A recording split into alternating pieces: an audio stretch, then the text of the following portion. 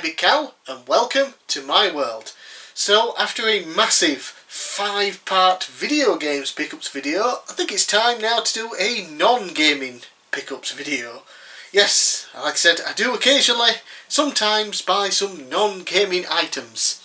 It's not that often, which is why there's been like 40 odd gaming pickups videos and slightly less non-gaming pickups videos. Anyway, let's get started with the first item, which is a t-shirt. I was wanting just to wear it for the video, but I'm too fat for it at the moment. Yeah, see, I'd lost a lot of weight just before lockdown, and then lockdown happened, and I got bored of the dieting and the exercising, and most of it's back on, so I can't fit into this t-shirt as of yet, which is a pain in the ass because it's a really nice t-shirt, and here it is. So this is an official Nitro Rad t-shirt. Hello. Basically, Nitro Rad is one of my favourite YouTubers. I support him on Patreon, not too much a month, but I support a few content creators that, when I can, you know, not large amounts, but it's there. Nitro Rad, one of my favourite creators. He mainly does 3D platformers, but he does a lot of other things like obscure RPG Maker games, horror games and things like that, and every year for April Fools he does some like really crazy video, really cool. Check out his channel. And he finally had a t-shirt made through the Yeti website, ordered it, and it finally came a few weeks ago. Really nice t-shirt, cool design, very much like that. Can't wait to be able to fit in it again. That'll be nice, won't it? Okay, next up, some books. Been a while since I bought any books really, so I decided to get some more Star Wars books, because I just finished reading through the book Nitro. There's some big subtitle for it as well. Basically the rise and fall of WCW, and it really goes through the creative as well as the business side of it, which a lot of people don't. Really fascinating, but it was a very long read, and you know, it wasn't an easy read, so to speak, just because, you know, the finance and things like that can get a bit of a slog to get through. So I thought I want to just get something I can pick up and read. It's a bit easier. I thought Star Wars, perfect. So finally picked up the original trilogy book. Nice and thick. It's got all three, George Lucas, Donald F. Glutt and James Caan, although apparently George Lucas didn't write the book for the first one or something, I don't know. But anyway, it's the trilogy. Looking forward just to reading through those, because obviously the trilogy are the best movies basically for the Star Wars series. I'll stick that there. And then I also picked up, just because it was cheap, The Last Jedi Expanded Edition. Not a big fan of the film, but I wasn't that fond of Episode 7 either, but the book was much better. And I found that with basically the prequel trilogy as well, the books were better. So I'm hoping the same can be for this one, and then I'll just need to pick up the Rise of Skywalker book to go with the film, and hopefully that won't suck. So we'll see about that, and then I'll have all of the Star Wars film books, with the exception of one of the spin-off titles. I don't think I have Rogue One book, I've got the lead up to Rogue One, yeah. Okay, books out of the way now, we have some UMDs. Yes, while these technically all play on the PSP basically only, I don't know of any external UMD players. They might exist, but yeah, basically, so I picked up a bunch of wrestling ones for starters, and I think I now own all of them, all the wrestling UMDs, with the exception of one, which is the Billy Graham documentary, which was exclusive in USA for some reason. So it's an NTSC only. I can't really be arsed going for it, trying to find it. It'll cost a ton of money just to import it in, and then it won't even play on my PSP because the region locked. Yeah, anyway, so we'll start off with, I'll just put that one over there because that's not a wrestling one, with the best of the Intercontinental Championship. This was, I think, a VHS release originally in the 90s, because Gorilla Monsoon hosts it, and then it got a DVD re-release and UMD. Featuring such classics as Shawn Michaels vs Crush, Bret Hart vs Skinner. Ooh, remember that 5-star classic? Then we have a genuinely good match, Shawn Michaels versus Marty Jannetty from Raw in 1993. I think this is the one where Shawn wins the title back, not the one where Jannetty shows up out of the crowd and challenges and wins the belt, which I seem to recall the rematch being the better match. It's been a while. And Shawn Michaels versus Mr. Perfect from SummerSlam, very, very, very disappointing match. I was hoping it would be good, but when I watched it last time, it wasn't that good. And Shawn Michaels versus Hacksaw Jim Duggan from Raw. On paper, some people might think it looks like crap, but I'm a big fan of Hacksaw. He can be really good when he wants to be, especially outside of WWE. He was very good, Mid-South, places like that, so yeah. Not the best set of matches, but yeah, fun, UMD, whatever. Let's turn around, apparently, like an idiot.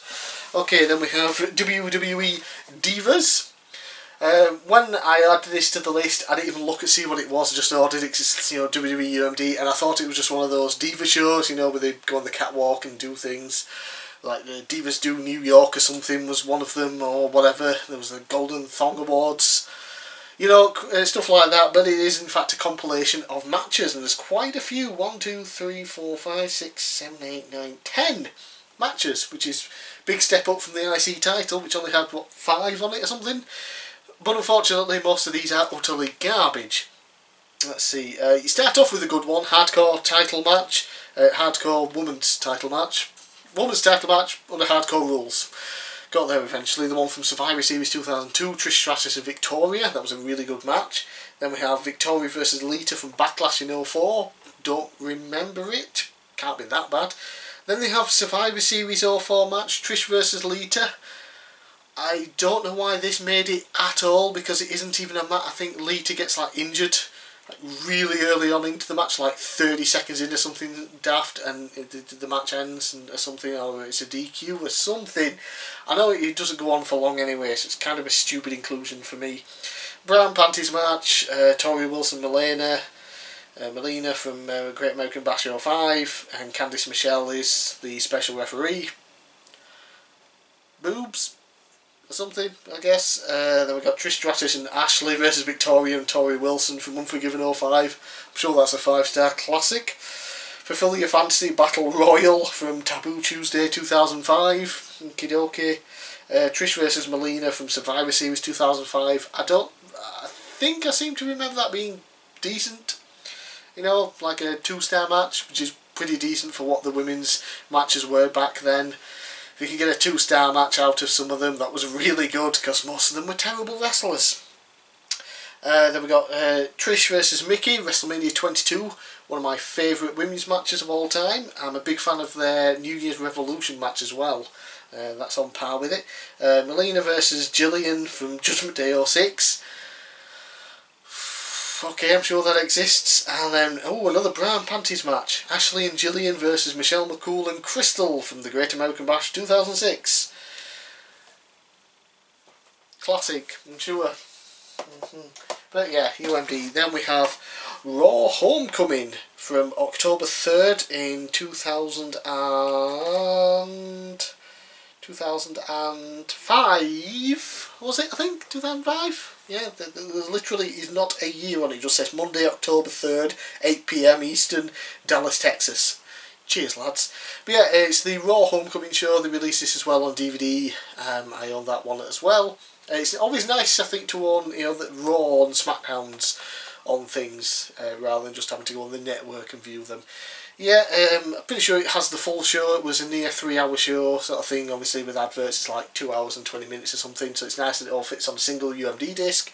And then you've got matches like the 30-minute Iron Man match with Shawn versus Angle. You've got the Money in the Bank Loser Leaves Raw match, and Matt Hardy versus Edge. That's really good. Triple H and Ric Flair versus Carlito and Chris Masters. That's Triple H's big return after he had left for whatever reason after the Hell in a Cell match with Batista earlier in the year. 3-on-2 handicap Brown Panties match, because of course Trish and Ashley versus Tori, Candice Michelle and Victoria. That was WWE's version of the Beautiful People. Yeah, stealing an idea from TNA, what could go wrong? SmackDown 6-man tag match, Batista, Rey Mysterio and Chris Benoit versus Eddie Guerrero, JBL and Christian. I do believe it doesn't actually happen. This is sort of a start of the big Raw versus SmackDown feud going into Survivor Series that year.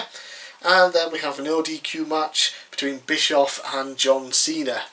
I don't know, is this the one where, is this Bischoff's final night sort of in the company, his last night as GM or whatever?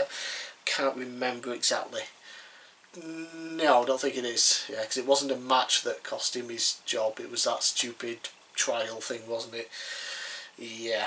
But anyway, it's a really fun show. You got your legends coming back and things. Mick Foley makes an appearance. Austin comes back, and I think it's the one where he stuns all the McMahons, and Linda takes the single worst stunner in the history of everything ever. But yeah, cool to one. I'm happy with that. Then we start to get the Best of Raw and SmackDown. There are 4 volumes. The first one's SmackDown's most memorable matches, and I do have to laugh at this because they put Chavo Guerrero on the cover. Really? Chavo? Of all the, especially some of the names that are in the matches on this, and they go with Chavo. Rey Mysterio, I can understand Edge. Yeah, they pushed him to the moon, so why not?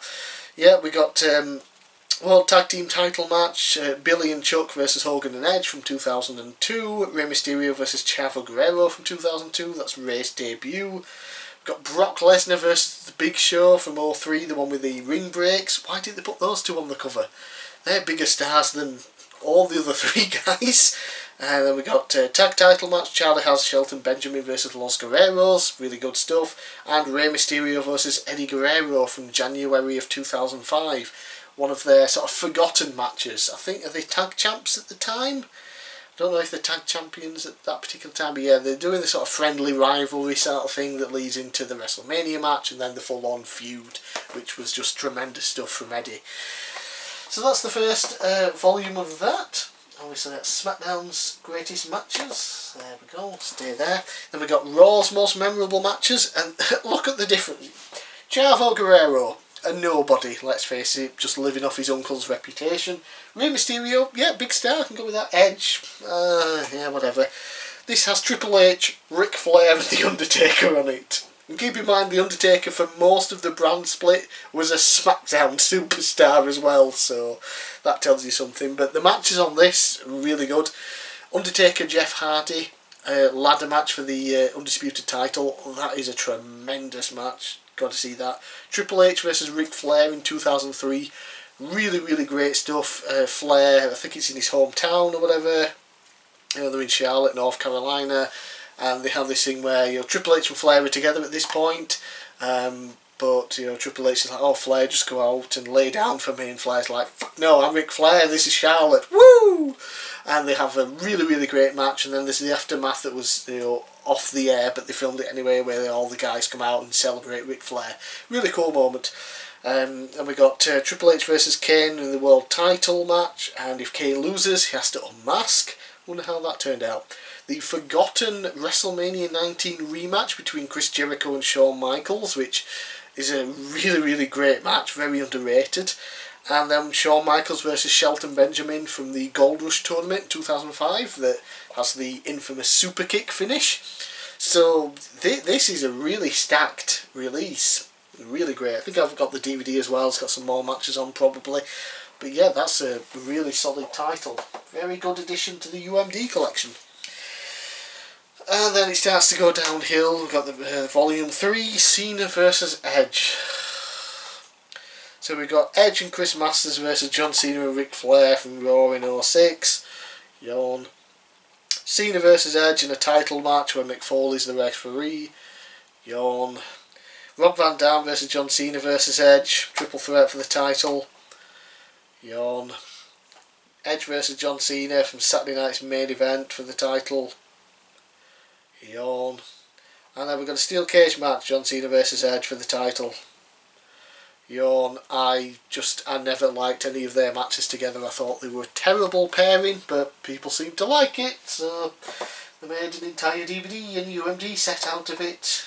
And lastly, Volume 4 is The Return of Batista, and this was when he returned after having to give up the title in early 2006.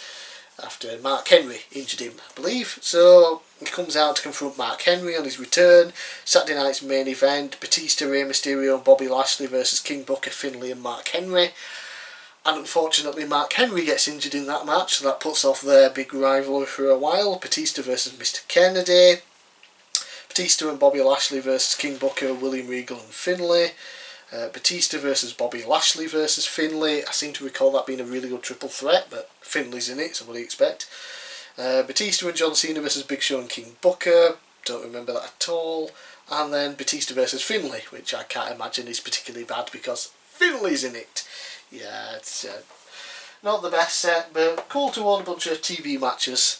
And lastly, for UMDs, this one is not wrestling. It is an actual film. Really, really good film, and it is Serenity, the Firefly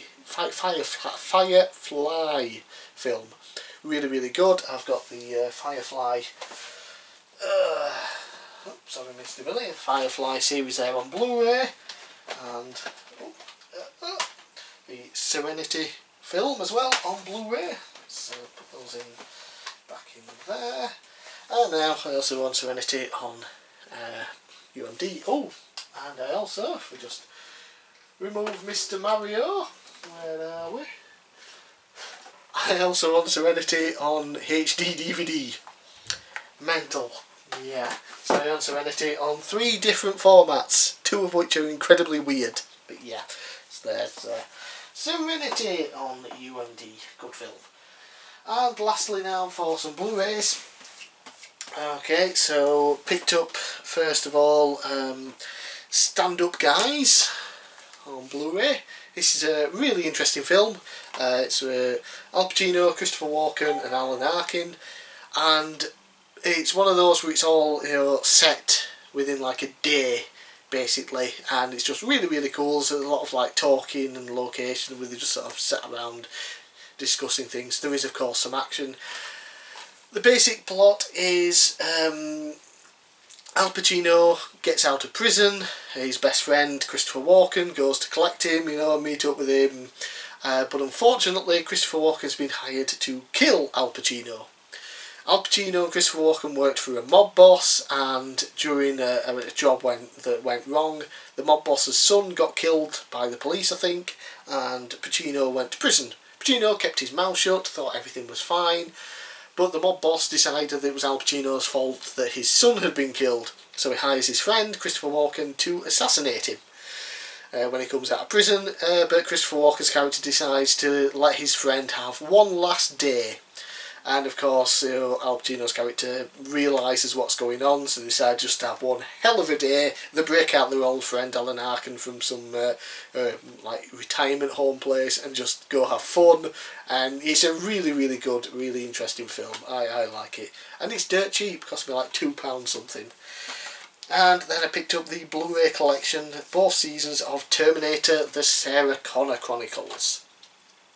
Say what you want about some of the later Terminator films, basically anything after Terminator 2, but the series that they did, the Sarah Connor Chronicles, is fantastic, really, really good stuff. And I love how the first episode they basically reboot the series and ignore Terminator 3. They basically go forward in time past when Terminator 3 was, so they basically ignore. It's like, that never happened, let's see what would have happened if we'd gone forward in time instead.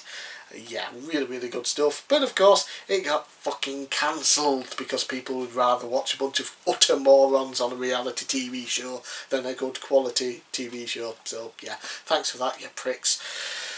Whew, and that's it, I believe. Yeah, that's it for my non-gaming pickups this time. So, I'm Big Cal, thanks for watching. Let me know down in the comments below what you think of my non-gaming pickups. Let me know what you've got, and I'll see you again next time.